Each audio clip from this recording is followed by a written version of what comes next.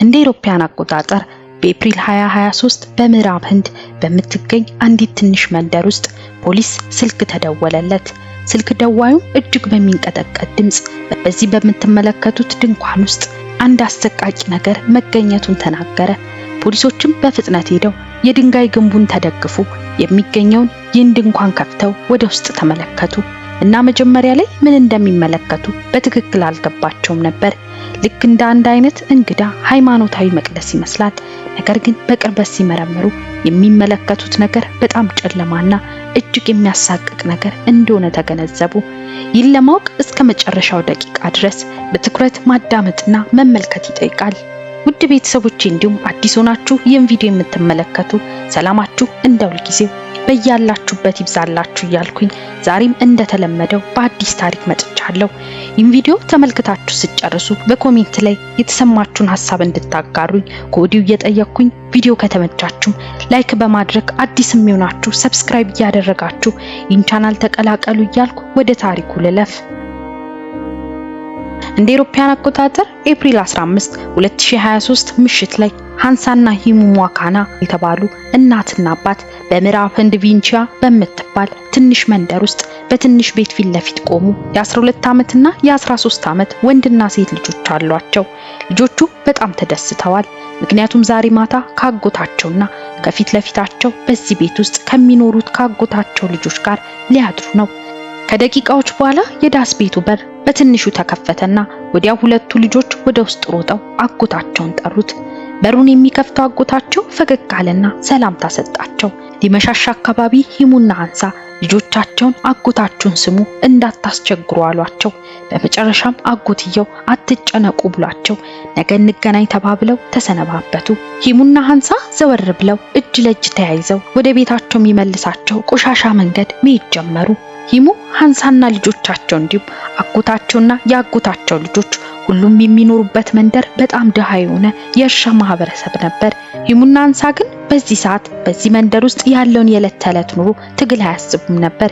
ይልቁንም በዚያ ምሽት መንደሩ ምን ያህል ቆንጆ እንደነበር እያሰቡ ነበር። ፀሐይዋ መጥለቅ ጀመረች። እናም ሰማዩ ያማረ ብርቱካናማ ነበር። በዚያን ቀን ወጥተው በመንደር ውስጥ ሲንከራተቱ የነበሩ ላሞች ሁሉ ወደ በረታቸው እየተመለሱ ነበር።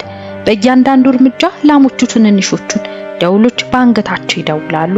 ይህን እየሰሙ እየሄዱ ያሉት ሂሙና ሃንሳ ፊት ያለው ትዕይንት በጣም ቆንጆና ሰላማዊ ነበር። ለአፍታ ያህል በመንገድ ላይ ቆም ብለው በፈገግታ መንደሩን እየቃኙና ድምጾችን እየሰሙ ነበር። እናም በአንድ ወቅት ወደ በረታቸው የሚሄዱ የላሞች ቡድን ሂሙና ሃንሳ ባሉበት መንገድ ላይ መጡ። ጥንዶቹ ጭቃና ቆሻሻ በልብሳቸው ላይ እንዳይገኝ በፍጥነት ወደ ኋላ ተመለሱ። ሂሙና ሃንሳ በሌሎች ብዙ ቀናት በጭቃና በቆሻሻ የተሸፈነ ልብስ ይለብሱ ነበር። ወይም ጭቃም ሆነ ልብሳቸው ቢቆሽሽ ምንም ችግር አልነበረውም። ግን ይህ ምሽት ለነሱ የተለየ ነበር። ሂሙና ሃንሳ ምርጥ ልብሳቸውን ለብሰው ነበር። እንዲያቆሽሿቸው አልፈለጉም። ሃንሳ ውብ ቀይ ቀሚሷን ለብሳ ነበር። ሂሙ ደግሞ በጌጣጌጥ የተሞላ ነጭ ሸሚዝ አድርጎ ነበር። ላሞቹ መንገዱን ካቋረጡ በኋላ ለሂሙና ለሃንሳ እንዲራመዱ መንገዱ እንደገና ግልጽ ሆነላቸው። ከመራመዱ በፊት ለአፍታ ቆመና ዘወር ብሎ ሃንሳን ተመለከተ እና በቅርብ ጊዜ በጣም የተደቆሰችው ሃንሳ በጣም ደስተኛና ፈገግ ብላ ታየችው። ሂሙም ለሃንሳ ፈገግ አለና የሆነ ጊዜ ሃንሳም ቀና ብላ ተመለከተችውና ፈገግ አለች። ከዚያ ብዙ ሳይቆይ እንደገና እጃቸውን ተያይዘው ወደ መንገዱ ሄዱ። ከትንሽ ቆይታ በኋላ ጥንዶቹ ወደ መንገዳቸው ወጡ።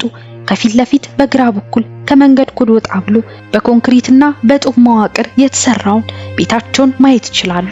ነገር ግን ጥንዶቹ ወደ መግቢያ በር ከመሄድ ይልቅ ንብረታቸው ጋር ሲደርሱ ከኋላ በኩል የኦቾሎኒና ጥጥ የሚያመርቱበት የነበረ ሰብል ጋር ሄዱ እና ሂሙና ሃንሳ ልክ ከቤታቸው ርቀው በእነዚህ ሜዳዎች በኩል ወደ ንብረታቸው ጀርባ ተጓዙ። ይህም የሃንሳን ያህል ቁመት ያለው ግዙፍ የድንጋይ ግንብ ይገኛል። ወደዚህም ቅጥር በደረሱበት ጊዜ ወደ ድንኳናቸው ደረሱ። በዚህ ድንኳን ውስጥ የቤተሰቡ የሂንዱ አምላክ የሆነው የሺቫ መቅደስ ነበር። ባለፉት 2 ቀናት ውስጥ ሂሙና ሃንሳ በዚህ አዲስ መንደር ላይ ይህን ዳስ እየሰሩ ነበር። ብዙ ስራ ነበር፣ ግን በመጨረሻ አጠናቀቁ። ግን ዛሬ ማታ ሂሙና ሃንሳ በመጨረሻ ሊጠቀሙበት ሄዱት። ጥንዶቹ ከድንኳኑ ውጭ ቆመው ውብ የሆነውን ጀንበር ስትጠልቅ እያዩና ድምጾችን እየሰሙ ነበር። ከዚያም ወደ ድንኳኑ ገቡ። በማግስቱ ከሰዓት በኋላ የሂሙና የሃንሳ ልጆች ምሽቱን እዚያ አሳልፈው ካጎታቸው ቤት ተመለሱ። ወደ ቤታቸው ሲደርሱ ወዲያውኑ ወላጆቻቸውን እየጠሩ ገቡ። ነገር ግን ወላጆቻቸው በቤት ውስጥ አልነበሩም። እነዚህ ልጆችም በቤቱ ዙሪያ ተመላለሱ። ሲያጧቸው ወላጆቻቸው ሜዳ ላይ እንዳሉ በማሰብ ከኋለኛው በር ወጡ። ወደ ውጭ ሲወጡ ወላጆቻቸው እዚያ እንዳልነበሩ ተገነዘቡ። ይህን ጊዜ ልጆቹ ቆም ብለው አጥተዋቸው የማያውቁትን ወላጆቻቸው የት ሊሄዱ ይችላሉ ብለው ግራ በመጋባት ስሜት እያሰቡ ናቸው። ግን ይህን ሰዓት አንድ ነገር ብልጭ አለባቸው። ምናልባት በዚያ ጸሎት የሚያደርጉበት ውስጥ ሊሆኑ ይችላሉ አሉ። ስለዚህ ልጆቹ ከቤታቸው ጀርባ ለቀው ቀጥ ብለው ሜዳውን አቋርጠው ከጀርባው የድንጋይ ግድግዳን ተደግፎ የነበረውን ድንኳን አገኙ እና ወዲያውኑ ልጆቹ እዚያ ሲደርሱ አንድ ልክ ያልሆነ ነገር እንዳለ አስተዋሉ። ወላጆቻቸው በዚያ ውስጥ ሲጸልዩ ከርቀት ይሰማቸው ነበር። አሁን ግን ከውጭ እንኳን ቆመው ዝም ብሏል። ልጆቹ በመጨረሻ የድንኳኑን መግቢያ ገለጡና ወደ ውስጥ ተመለከቱ። ግን አሁንም በዚያ ውስጥ ወላጆቻቸው እንደሌሉ ተመለከቱ። ይልቁንም ጸሎት በሚያደርጉበት ድንኳን ውስጥ ያዩት ነገር ሙሉ በሙሉ ግራ የሚያጋባ ነበር። ወላጆቻቸው ሁልጊዜ ንጹህ በሆነ መልኩ የጠበቁት ጸሎት ቤት የቆሸሸ ይመስላል። እንደ የሺቫ ምስልና አንዳንድ የሚያመልኩበት ነገሮች ላይና በጸሎት ቤቱ መሃል ጨምሮ በሁሉም ነገር ላይ ያልተለመደ ዝገት ቀለም ያለው ፈሳሽ ነበር። እሳት ውስጥ የተቀመጡ ሁለት ቅል የሚመስሉ ነገሮች ነበሩ።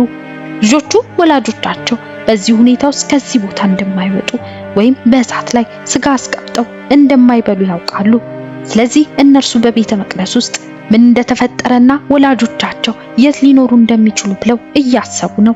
ከዚያም በመጨረሻም አንድ ተጨማሪ ነገር ሲመለከቱ በጸሎት ቤቱ ውስጠኛው ክፍል ላይ አይተውት የማያውቁትን ነገር አስተዋሉ። በደንብ ሲመለከቱና ምን እንደሆነ ሲያውቁ እየጮሁ ሮጠው ወጡ። እነዚያ ልጆች ያዩት ታሪክ ይህ ነበር። ወላጆቻቸው ሂሙና ሐንሳ ወደ ድንኳን ውስጥ ከገቡ በኋላ በነበረው ምሽት ዙሪያውን ተመለከቱና መቅደሱን ቃኙ። ይህ የምትመለከቱት አይነት የእሳት ማንደጃ ነበር። ከዚያም በስተቀኝ በኩል ትንሽ የእንቁላል ቅርጽ፣ ከዚያም ከሐውልቱ ቀጥሎ የሺቫ ምስል ነበር። ሺቫ በሂንዱ ሃይማኖት ውስጥ ኃይለኛ ነው። የዳግም መወለድና ቁጡ አምላክ ተደርጎ ይቆጠራል። በፎቶ ላይ እንደተገለጸውና በመቅደስ ውስጥ ባለው ምስል ላይ ቆዳው ነጭ አመድ ይመስላል። ወደ 4 የሚጠጋ እጅ አለው።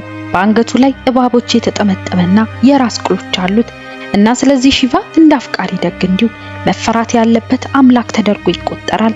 ጥንዶቹ ለአንድ ሰከንድ ያህል መቅደሱን ከተመለከቱ በኋላ ወደ ስራ ገቡ።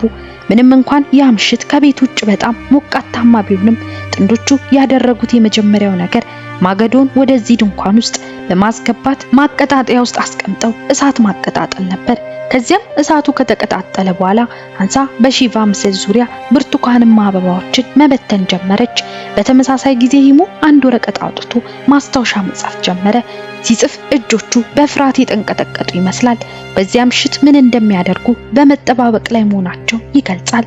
ከዚያም ይህን ደብዳቤ ጽፎ ከጨረሰ በኋላ እሱና ሐንሳ አውራ ጣታቸውን በቀለም ነክረው በማስታወሻው ግርጌ ላይ እንደ ፊርማ አስቀመጡ። ከዚያም ማስታወሻውን ካጠናቀቁ በኋላ አጣጥፈው በሐውልቱና በሺቫ ስዕል መካከል አስገቡት። ከዚያም ሂሙና ሐንሳ ብረት ወደ ነበረው ፊታቸውን አዞሩ። ሂሙና ሐንሳ በመንደራቸው ዙሪያ ከሰበሰቡት ከቆሻሻ ብረት የተሰራ ነው። በዚህ 4 ማዕዘን ቅርጽ ባለው አናት ላይ ነጭ ገመድ ነበር። ሂሙና ሐንሳም ከትልቅ ብረት ግርጌ ስር በትክክል ተንበርከከዋል። ከዚያም ሁለቱም በአንድነት ጮክ ብለው ጸሎት ይጸልዩ ጀመር። ጸሎታቸውን ከጨረሱ በኋላ ሂሙ እጁን ዘርግቶ የዚህን ነጭ ገመድ አንድ ጫፍ ይዞ ይጎትት ጀመር። እሱ የሚፈልገውን ቦታ በትክክል እስኪያገኝ ድረስ መጎተቱን ቀጠለ። ከዚያም ገመዱን ይዞ ቆመ። የበለጠም እንዳይጎትተው በጣም እየተጠነቀቀ ነው። ከዚያም ሁለቱም በትክክል ቆመው ፊታቸውን ወደ እሳቱ አዞሩ። ይህን ሰዓት ከፊት ለፊታቸው በኃይል እየነደደ ያለውን እሳት ሲመለከቱ ልባቸው በጣም ፈርቶ ይሆናል። ነገር ግን ይህ በጣም ርቀው የመጡበት ጊዜያቸው ነበር እና ይህን ስርዓት መጨረስ እንዳለባቸው ያውቃሉ። እናም በመጨረሻ በፍቅር ተያዩ። ጥንዶቹ አንገታቸውን ነቀነቁና ትኩረታቸውን ወደ እሳቱ መለሱ። እነሱም በደረታቸው ዝቅ ብለው ተኙ። ከዚያም ሂሙ የያዘውን ገመድ ለቀቀው። የሂሙና የሐንሳ ልጆች በማግስቱ በዚህ ጸሎት ቤት ውስጥ ያገኙት የዛገ ቀለም ፈሳሽ የሂሙና የሐንሳ ደም ነው። ልጆቻቸው በማንደጃው ውስጥ ያዩት ሁለት ስጋ የሚመስለው የወላጆቻቸው ጭንቅላት ነው። ልጆቹ በድንኳኑ ዙሪያ አንድ ጊዜ ሲቃኙና የወላጆቻቸውን ጭንቅላት የሌላው አካል ከብረቱ ግርጌ ጎን ለጎን ተኝቶ ባዩ ጊዜ ነው ልጆቹ ወደ ውጭ ሮጠው ፖሊስ ሊጠሩት የተገደዱት። በጸሎት ቤት ውስጥ ያለው አዲስ ተጨማሪ የብረታ ብረት መዋቅር በቤት ውስጥ እየተሰራ ጊሎቲን ነበር። ጊሎቲን ሄሙ የያዘው ነጭ ገመድ ነው። በአንድ በኩል ከከባድ የብረት ምላጭ ጋር ተገናኝቶ ጭንቅላታቸውን በመቁረጥ የሚገድል መሳሪያ ነው። ገመዱን በጎተተ ቁጥር ያ ምላጭ ከመሬት ወደ ላይ ይነሳል። ከዚያም ሲለቀው ምላጩ በቀጥታ ወደ ታች ወድቆ የአንገቶቻቸውን ጀርባ እንደመታ ወዲያውኑ ጭንቅላታቸውን ቆርጦ የራስ ቅላቸው ተንከባሎ ወደ እሳት ውስጥ ገባ። ፖሊስ ወደ ድንኳኑ ሲደርስ ከዚያም ሄሙና አንሳ በአውራ ጣታቸው የፈረሙትን ከሐውልቱና ከስዕሉ አጠገብ የጻፉትን ደብዳቤ ያገኙት። በዚህ ማስታወሻ ሄሙና አንሳ ለምን እንዳደረጉ ምክንያት አልሰጡበትም። ግን ጽሑፉ ይህን ማድረግ የምንፈልገው ምርጫችን ስለሆነ ነው ይላል። እንዲሁም አሁን በህይወት ያሉ የቤተሰባችንን አባላት ልጆቻችንና አረጋውያን ወላጆቻችንን ተንከባከቡልን የሚል ጽሑፍ አካተዋል።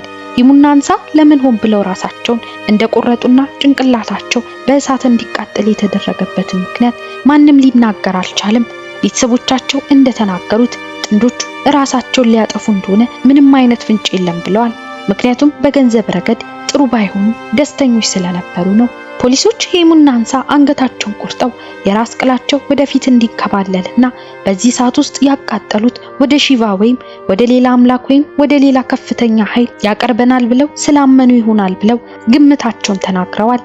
እስከዛሬ ድረስም በእነሱ ላይ የሆኑ ነገር የሚያውቅም ሆነ የሚናገር የለም። ውድ ቤተሰቦቼ ለዛሬ ያዘጋጀሁት ቪዲዮ ይህን ይመስል ነበር። እናንተስ በዚህ ታሪክ ላይ ምን ሐሳብ አላችሁ? ሐሳባችሁን ኮሜንት ላይ አሳውቁኝ። ለዚህ ቻናል አዲስ ሆናችሁ ሰብስክራይብ እያደረጋችሁ ተቀላቀሉ። ቪዲዮ ከተመቻችሁ ላይክ በማድረግ እንዲሁም ሼር እያደረጋችሁ ለሌሎች እንዲደርስ አግዙኝ እያልኩኝ በሌላ አዲስ ታሪክ እስክንገናኝ ድረስ ቸር ቆዩልኝ።